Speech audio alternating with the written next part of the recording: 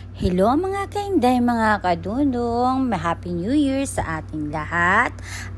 Ngayon mga kainday, dahil New Year, nagluto ko ng humba. So, ang pagluluto ng humba mga kainday ay ang paghiwa ay mga ganun lang po kalaki. Hindi po siya maliliit kasi yun po ay patatanggalan muna natin ng mantika. Sige, ano muna natin siya sa kawali na mainit, tapos gigisa-gisa lang natin siya hanggat sa matanggal yung kanyang taba. So, ang part ng neto mga kainday, karni ng baboy ay yung sa tiyan.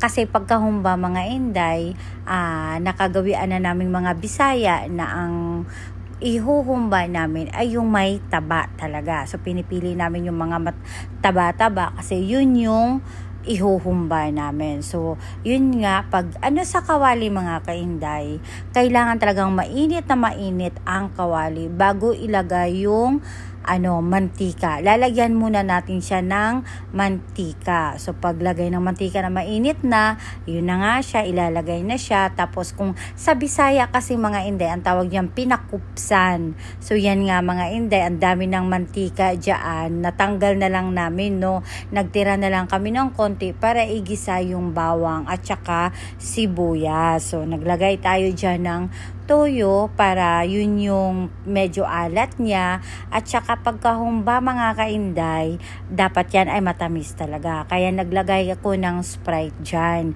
Yun ang ginawa kong sabaw. Tapos dyan po, ang Sprite natin ay 1.5 po yan mga kainday.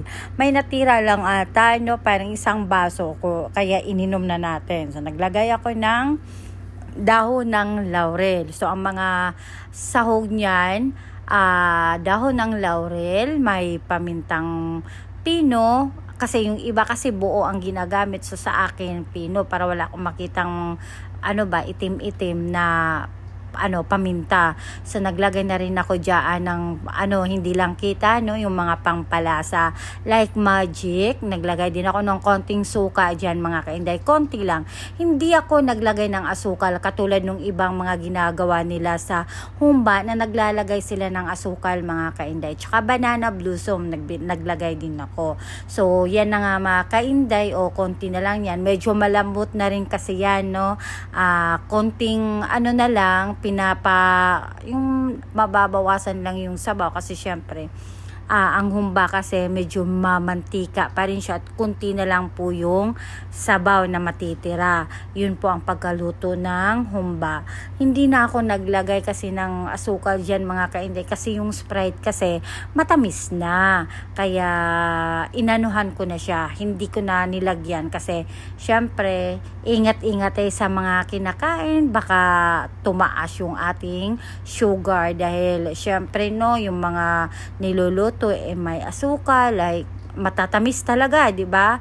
Like mga buko salad. Syempre ang ating kapitbahay na aking kapatid ay nagluto ng buko salad, magbibigay yan sa akin mamaya. So dito pa lang sa ating mga binabawasan ko na ng tamis. Pero matamis pa rin mga kainday nung natikman natin, no? Matamis pa rin siya pero okay na po. Yan nga po ay konti na lang yan. Okay na yan mga kainday.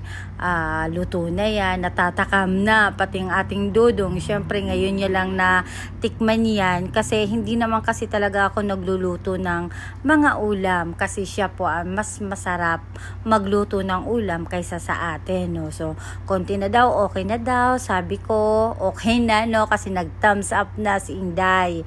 Kaya masarap na. So mga Inday, Happy New Year sa ating lahat. Sana huwag kayong magsawa sa panunood ng aking vlog. Ayan na, ready na yan para mamaya mga kainday sa New Year.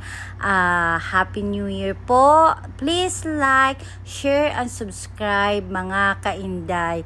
Thank you po.